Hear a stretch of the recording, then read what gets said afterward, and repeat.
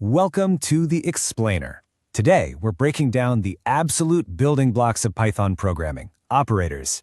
I am so thrilled you're here because if you want to understand how your code actually does, well, anything at all, this is exactly where it starts. We're going to build this up from absolute scratch, assuming zero prior programming knowledge. So let's just dive right in. Have you ever wondered how raw data is actually manipulated and evaluated by a machine?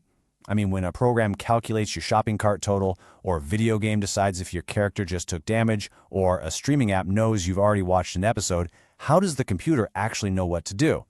Well, the answer lies entirely in operators. Here's our roadmap for today. 1. Meet your operators. 2. Math and assigning variables. 3. Making logical decisions. 4. Membership and identity checks. 5. Unlocking bitwise operators. And 6. Top mistakes and recap. All right, part 1, meet your Python operators. To really grasp the core concept here, think of it kind of like a simple sentence in grammar. An operator is just a special symbol that performs an operation on values or variables, which we call operands. The operands are basically the nouns, the things you're talking about, like the numbers 5 and 6. The operator, on the other hand, is the verb. It's the action taking place. So in the expression 5 plus 6, the plus sign is our operator. It's literally instructing the computer to perform the action of addition on our two nouns. Moving right along to part 2, math and assigning variables. Okay, so you probably remember basic arithmetic from grade school. You've got your standard addition, subtraction, multiplication, and division. But notice something interesting. In Python, standard division with a single slash always gives you a float, which is just a decimal number, like 2.0. But the bottom 3 are where it gets fun. Floor division, that double slash, divides the numbers but then rounds down to the nearest whole number. Then there's modulo, the percent sign. This is a real game changer because it gives you just the remainder of a division. Say you want to know if a number is even or odd. Just check if that number modulo 2 leaves a remainder of 0. Simple, right? And finally, the double asterisk is exponentiation, like 2 raised to the power of 3. Now, to actually use this math in a real program, we need somewhere to store the results. And that brings us to the assignment operator. Think of variables as labeled cardboard boxes. The assignment operator, which is just a single equal sign, takes a value and puts it right inside that box. So, when you type x equals 5, you are not asking a question. You're giving a command. You're telling the computer, hey, take the value 5 and drop it inside the box labeled x. Look, programmers absolutely love shortcuts, right? So augmented assignment is our way of updating the value inside your box in one quick step.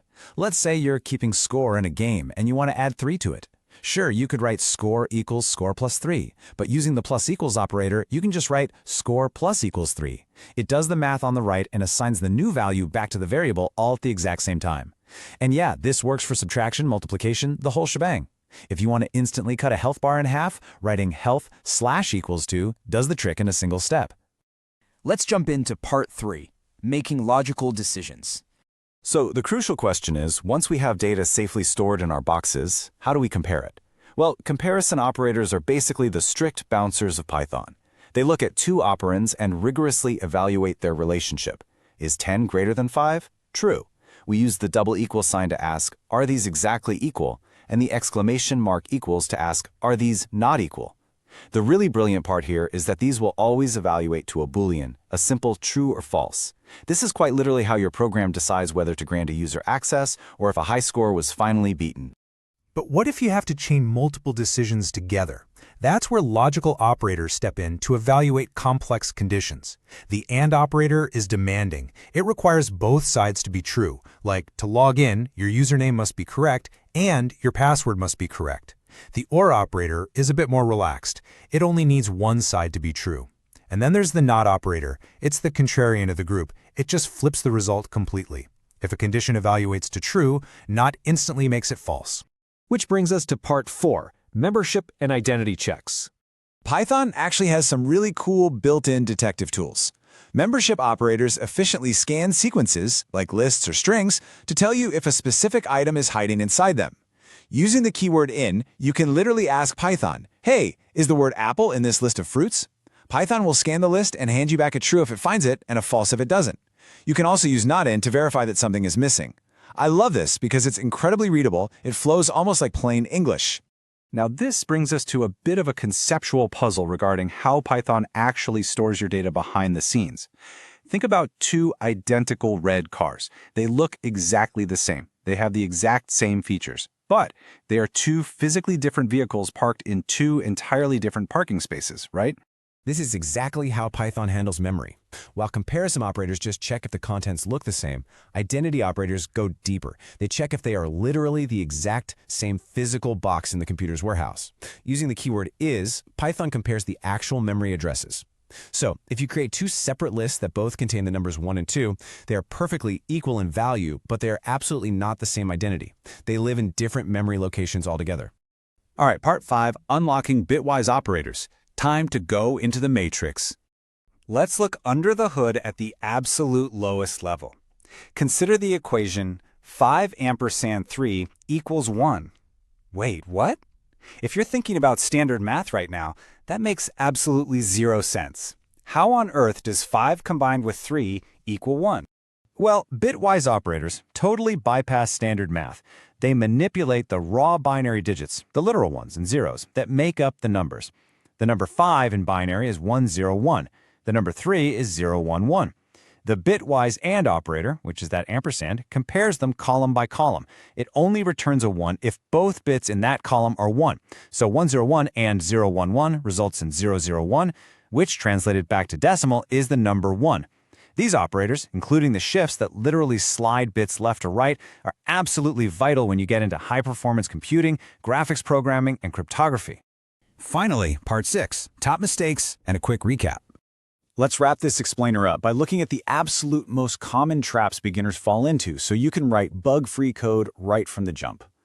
Mixing up the single equal sign of assignment with the double equal sign of comparison is hands down the #1 reason beginner code breaks. Remember our cardboard box analogy? A single equal sign takes a value and stuffs it into a box. It is a command. The double equal sign, however, is a question. It asks, do the contents of these two things match? And it's a very similar story with our red cars from earlier. Remember that two separate lists can have perfectly equal values, but they will never ever share the same identity in memory. You use the double equals to check if their data matches. That's value equality. You only use is when you need to know their memory identity, meaning you specifically need to know if two variables are pointing to the exact same physical object in the computer's memory. Oh, and we cannot forget about operator precedence. This is just the strict order of operations Python follows to avoid total chaos in complex equations. Arithmetic runs first, then comparisons are evaluated, and finally, logical operators run last, with AND strictly executing before OR. For instance, if you write 5 plus 2 greater than 6, Python does the math first, gets 7, and then asks if 7 is greater than 6. If you forget this order, your program might make a completely unintended decision. So there you have it. You've officially unlocked the 7 fundamental categories of Python operators. From basic arithmetic and assignment to evaluating relationships with comparison and logical operators, you can now search sequences with membership, verify memory locations with identity, and even manipulate raw binary digits using bitwise operators. You now have the complete toolkit to manipulate data at literally any level. As you continue your coding journey, think about this for a second. Every complex AI, every stunning photorealistic video game, and every single software application you use is ultimately just billions of these simple operators executing in perfect, rapid-fire harmony. I mean, how many billions of these simple operators is your device firing off right this second just to stream this explainer?